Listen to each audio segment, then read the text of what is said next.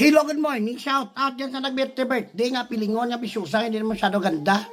Hello, good morning. Shout out dyan sa mga nag-birthday. Anong mga ipinaglalaban nyo sa cake nga nag-blow na candle kayo, tapos nag-wish kayo, tapos, para i-bless kayo, syempre, i-bless kayo kung nag-blow kayo ng candle, tapos galing sa puso nyo, paano kayo nag-birthday na maging generous kayo dapat?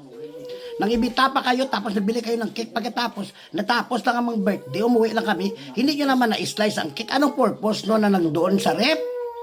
Bali ang cake, bali kayo lang kakain nyo, tapos nandoon kami nagpalakpak ng, habang nagbo-block at sinabi mo nga, i-grant ang wish mo. Hindi kayo i-grant sa wish nyo, lalo sa mga, ano nyo, sa mga hangarin nyo kasi, nag-blow candle kayo, tapos wala naman may nangyari, nilagay nyo sa rep pagkatapos, hanggang natapos lang ang birthday nyo hanggang ano, wala man na-slice ang cake. Dapat pag ang cake naging blow nyo, slice nyo, ipakain nyo sa tao. Anong in-expect nyo? Bali next year pa, i-marinate nyo yan, tsaka i-laminate. So shout out dyan sa mga nag-birthday. At pagkatapos, mag-blow kayo in a candle para i-bless kayo. Pagkatapos niya, di ba, magkakain. Gawin yung dessert yan, hindi yan pwede nga gawing souvenir. Pwede man mo, oy. Alam nyo kung bakit ako galit? Kasi hindi ako nakatikim ng cake. Tapos, member pa naman ako ng Takihome.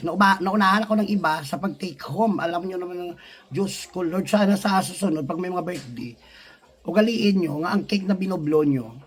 Kainin nyo, ipakain nyo sa iba. Kung hindi nyo ipakain sa iba, kainin nyo, slice nyo. Anuhin nyo yan.